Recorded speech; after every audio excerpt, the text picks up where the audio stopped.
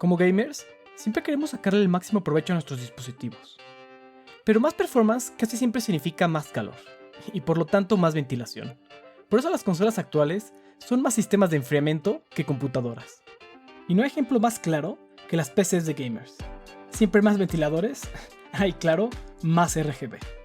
Entonces, ¿por qué nuestros teléfonos siempre los dejamos subir a temperaturas aptas para cocinar? ¿No te hace pensar cuánto performance estás dejando en la mesa? El día de hoy vamos a ver el Red Magic 7, un flagship 100% para gamers. Y esta es una reseña a fondo, así que con muchos números, muchas pruebas, muchos juegos y en resumen, muy geek. Bienvenidos de nuevo, yo soy Claudio y esto es De Cero a Tech.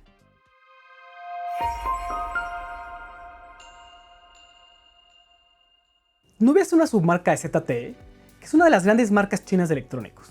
Y aunque tal vez piensas en ZTE como los teléfonos baratos que venden en la tiendita, los teléfonos de Nubia tienen la calidad y especificaciones que esperas de cualquier tope de gama. Eso sí, con precios más contenidos. Y su principal característica ha sido la inclusión de enfriamiento activo. Desde la caja podemos ver el diseño gamer. Nada de diseños minimalistas, mejor unos gráficos tipo cómic. Y tanto el letrero de Red Magic como el logotipo tienen un poquito de brillo. Al abrir la caja, tenemos primero la cajita con la documentación. Y si la quitamos, podemos ver inmediatamente el teléfono. Y viene de espalda para que puedas ver el diseño. En la cajita hay lo típico. Un pin para poner los SIMs, documentación y una funda con todas las perforaciones que necesita el teléfono para su ventilación. Y bien, porque no son teléfonos para los que haya mucha disponibilidad de fundas. Este teléfono es la versión Pulsar, que viene con un diseño que cambia de color entre morado y azul. Existen otros dos diseños, Obsidian y Supernova, y cada diseño tiene especificaciones técnicas diferentes. Y también tenemos un cargador USB-C, sí, este teléfono sí incluye cargador, que es de 65 watts, y un cable USB-C a USB-C con un bonito color rojo. El diseño en general es como cualquier otro teléfono, con los botones de encendido del lado derecho y el de volumen del lado izquierdo, pero también tiene tomas de aire a los dos lados y una más al lado de las cámaras. Del lado derecho tiene dos botones táctiles que los puedes programar para los juegos, y un micrófono adicional para mejorar el audio si hablas mientras juegas. Del lado izquierdo tiene un switch que activa la interfaz para los juegos. Por abajo tenemos un puerto USB-C 3.0, la bandeja para dos SIMs, otro micrófono y el altavoz. Y por arriba tenemos, sí, un colector de audífonos estándar, que cada vez se convierte más en un valor agregado. Y también el tercer micrófono. Arriba de la pantalla tenemos la cámara frontal, la bocina para las llamadas, que también funciona como el altavoz estéreo, y los sensores de iluminación y proximidad. Y uno de los aspectos más divisivos, todo esto viene sobre la pantalla, que si lo comparas con cualquier teléfono actual, es uno de los aspectos más raros. La pantalla es de 6.8 pulgadas y nada de perforaciones. Prefirieron dejar marcos un poquito más grandes y dejar la imagen intacta. Y en lo personal me gusta más, porque casi nunca uso la cámara frontal y prefiero no tener distracciones en la imagen. Y está cubierta con Gorilla Glass 5, igual que la parte de atrás. Y todo está guardado en un marco de aluminio que se siente de primera. Pero que seguramente guardarás con la funda de plástico para evitar que se rompa o se dañe en alguna caída accidental. En lo que respecta al tamaño, es grande. Y te lo puedes imaginar con una pantalla de casi 7 pulgadas y con los marcos de arriba y abajo de la pantalla enormes. Aquí lo podemos ver comparado con el Poco F2, que de por sí ya es grande, con el iPhone 12 Pro Max y con el Galaxy S22 Ultra.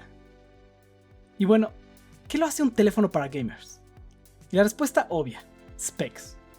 Tiene 12, 16 o 18 GB de RAM LPDDR5 dependiendo de la versión. 128 o 256 GB de almacenamiento UFS 3.1 y el procesador Snapdragon 8 Gen 1. Y ok, dirás, pues tiene el mismo procesador que todos los tope de gama actuales. Entonces, ha de tener más o menos el mismo performance. Pero la realidad es que los chips actuales no funcionan así. Todos los CPUs agarran y suben su velocidad al máximo y dependiendo de la temperatura comienzan a bajarla, básicamente para no incendiarse. Y en general esto funciona muy bien en aplicaciones que únicamente necesitan un pequeño empuje de repente. Pero esto no es ideal para juegos o aplicaciones donde lo que necesitas es mantener el performance. Y sí, aunque la mayoría de los fabricantes están utilizando ya cámaras de vapor y materiales especiales para tratar de distribuir la temperatura por todo el dispositivo y eventualmente al aire, el enfriamiento sigue siendo pasivo. Y así, mantener el máximo performance por una sesión larga es simplemente imposible. Y es aquí donde Red Magic resalta su estatus gamer, incluyendo un sistema de enfriamiento activo, con un microventilador que puede girar hasta 20.000 revoluciones por minuto. Y esto es lo que hace al Red Magic 7 el teléfono Android más rápido hasta el día de hoy. Obviamente a cambio de sacrificar cualquier tipo de resistencia contra agua, y de tener ruido del ventilador al jugar. Pero, aunque se escucha, en ningún momento es incómodo. En lo que respecta a la pantalla, es de OLED y se puede refrescar en 4 modos: 60 Hz, 90 Hz, 120 Hz y un excesivo 165 Hz. Ideal para juegos que soportan más frames. Puedes cambiar entre los diferentes modos a mano, y obviamente mientras más alto, más pila gasta. Y atención, porque ninguno de los modos es adaptativo. Y tiene una tasa de lectura o un polling rate de 720 Hz. Esto significa que la pantalla está revisando por toques y acciones 700 veces por segundo, que igual es absurdamente alto. Como referencia, la mayoría de los teléfonos usan entre 120 y 240 Hz. También tiene 2 botones touch que puedes mapear a toques en la pantalla, y estos tienen un polling rate de 500 Hz. La resolución es de 2400 x 1080 y supone generar hasta 700 nits, que tal vez son los únicos valores que no son absurdamente excesivos, pero son lo suficiente para ser una de las pantallas más impactantes que has visto, con colores muy saturados y opciones para colores más naturales. Y con un nivel 1 en Widevine puedes ver todos los servicios con Full HD y HDR sin ningún tipo de limitación. Para el audio tiene 2 bocinas que están certificadas para DTS:X y funcionan muy bien, con una calibración buena, aunque en el máximo volumen se empiezan a escuchar un poquito sucias, y se nota que la bocina inferior tiene mucho más fuerza, lo que quita un poquito el efecto estéreo. Pero no son problemas que aparezcan en volúmenes más reales, aunque siempre puedes usar audífonos Bluetooth, o en este caso también audífonos alámbricos, gracias a que se incluye un puerto de 3.5 mm, así que nada de adaptadores. También tiene 3 micrófonos que ayudan a reducir el ruido en cualquier tipo de llamada, pero principalmente tiene un micrófono central que tiene mucho sentido si sueles jugar online mientras platicas con tu equipo. En lo que respecta a las cámaras, tiene 3. La principal con un sensor de 64 megapíxeles, la segunda con un lente ultra wide y un sensor de 8 megapíxeles, y finalmente una con efecto macro y con un sensor de 2 megapíxeles. Me imaginaba que sería el punto más débil del teléfono, y sí, la verdad es que no tiene los sensores ni lentes tan grandes como otros teléfonos, pero funcionan muy bien. Son mucho más que suficientes para el fotógrafo casual, o incluso como una cámara secundaria para el creador de contenido. Incluso tienen modos para fotografía nocturna que me dio muchos mejores resultados de lo que esperaba. Y el flash, aunque es de un solo LED, cumple su función. Sí, no es un Pixel, un Galaxy o un iPhone, pero al menos de que seas muy clavado en fotografía o video, no creo que haya mucho que extrañar. Es cámara suficiente para el 95% de la gente. La batería es de 4500 mAh, que en un uso regular te deberá durar más o menos un par de días. Y obviamente dependiendo mucho de qué tanto juegues. Pero con el cargador incluido, que es de 65 watts, puedes cargarlo de 20% a 100% en más o menos media hora. O de 0 a 100 en 40 minutos. Así que por lo menos vas a tener un poquito de tiempo para salir a tomar el sol. Algo que muchos de estos teléfonos recortan para bajar el precio es no incluir MHL como parte del USB. Afortunadamente aquí no cometieron ese error. Puedes conectar un monitor USB-C directo o un adaptador HDMI y conectarlo a la tele. Aunque no cambie el formato de la pantalla, por lo que vas a tener barras negras arriba y abajo, con casi cero latencia, no vas a tener problemas para jugar en pantalla grande. Y finalmente, todos sabemos que no hay nada más importante para maximizar el performance en juegos que el RGB. Así que este Red Magic incluye 2 barras de LED en la parte trasera, que puedes activarlas a varios modos y cambiarlas de colores. También puedes iluminar el logotipo, aunque este sí en un solo color. Y aunque es simplemente un adorno, las barras sirven bien para avisarte cuando tienes notificaciones y tienes el teléfono boca abajo, que la verdad es bastante útil. El sistema operativo es Android 12, con una capa de personalización llamada Red Magic 5, que es bastante simplona. Tiene lo necesario y no incluye muchas aplicaciones basura. La única mencionable es Nextboard Browser, que no tengo idea que sea, pero se puede instalar sin ningún problema. Es lo suficientemente inteligente para encender el ventilador cuando arrancas cualquier juego o cualquier aplicación que requiere maximizar el performance. Aunque algunos emuladores que probamos no lo arrancaron en automático, así que seguramente funciona por algún tipo de whitelist. En casos raros lo puedes siempre prender manualmente, Otra de las funciones específicas para juegos la puedes activar con este switch. Verás que la interfaz del teléfono cambia y te lleva a una nueva enfocada 100% en jugar. Y no es solamente un launcher. Lleva estadísticas de cuánto juegas, tiene algunas configuraciones especiales para juegos y te da acceso a los plugins, que son opciones adicionales que te permiten, desde personalizaciones muy obvias, como el ecualizador del audio, hasta opciones que podrías considerar medio trampa, como un zoom y una mira en la pantalla. Opciones más comunes en monitores para gamers que en teléfonos. Y en general funciona. Ahora sí que cumple con el hacerte sentir más en una consola que en un teléfono. Y con las opciones de bloquear cualquier notificación, te puedes olvidar de todas las distracciones y concentrarte en lo importante, que es jugar. Durante el juego, tenemos otra interfaz que la podemos abrir jalando en cualquiera de las esquinas superiores. Tiene muchas funciones, pero lo más importante es que nos permite cambiar opciones del teléfono relacionadas con los juegos, como el refresh rate, el polling rate, comenzar a grabar, activar plugins y muchas cosas más. Y te permite escoger entre uno de 3 perfiles de performance. Eco para maximizar la batería, Balance, que es el perfil más equilibrado, y Rise, que desbloquea los límites y empuja al máximo el teléfono. Solo cuidado, porque después de jugar mucho rato con este último perfil, se calienta tanto que agarrarlo es incómodo. No sé si incluso te pudiera llegar a quemar, incluso con el ventilador al máximo. Así que solo te lo recomendaría para juegos que tienen sesiones más cortas. También te permite activar un monitor que te muestra los frames por segundo, la velocidad de la red y tu nivel de batería, para que sepas que le estás sacando provecho a esos 165 Hz. También te deja programar los botones táctiles a toques en la pantalla. Simplemente los activas y los mueves a la posición donde quieres que toquen, que los hace muy cómodos para cualquier tipo de shooter. Comentarios finales, soporta Wideband nivel 1, por lo que no vas a tener ningún problema para ejecutar contenido HD o HDR, ya sea de Netflix o de Amazon. Y no tiene problemas para pasar los safety checks, por lo que puedes instalar las aplicaciones de bancos sin ninguna preocupación.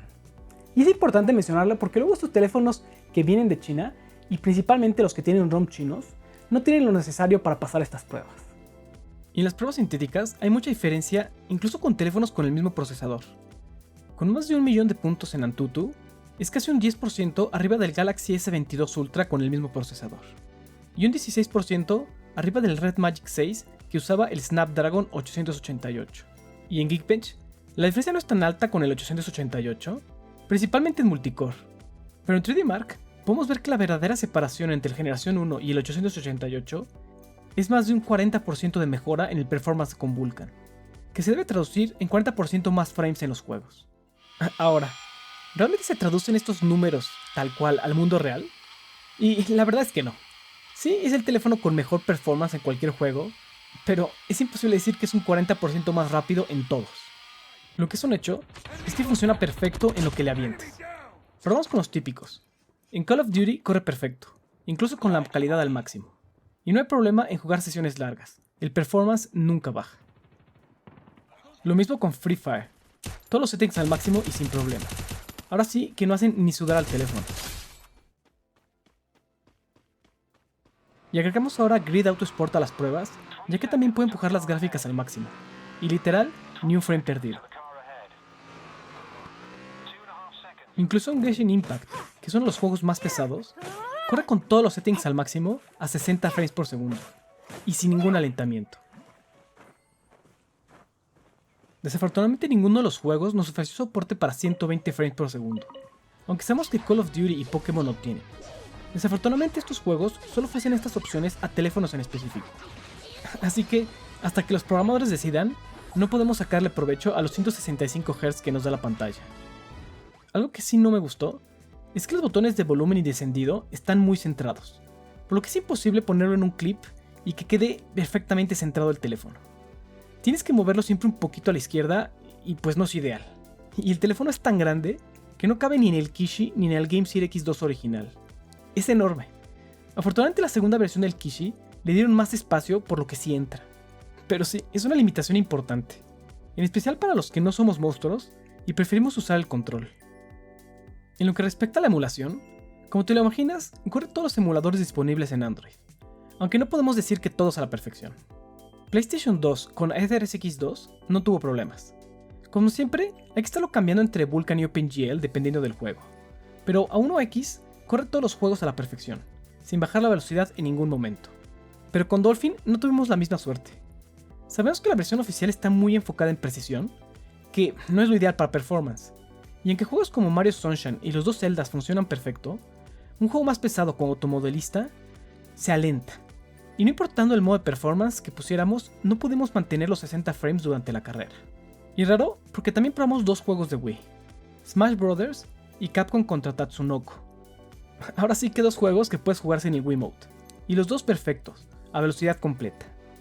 Y ni con Dolphin y MMJR pudimos correr automodelista al 100%, lo que me hace pensar que tal vez hay algún problema en la implementación de algún driver, porque solía correrlo con el Poco F2 sin tantos problemas de velocidad. En especial, porque con la mayoría de los simuladores no pudimos capturar el video en la pantalla. El momento que comenzábamos la grabación, los juegos se alentaban o hasta tronaban.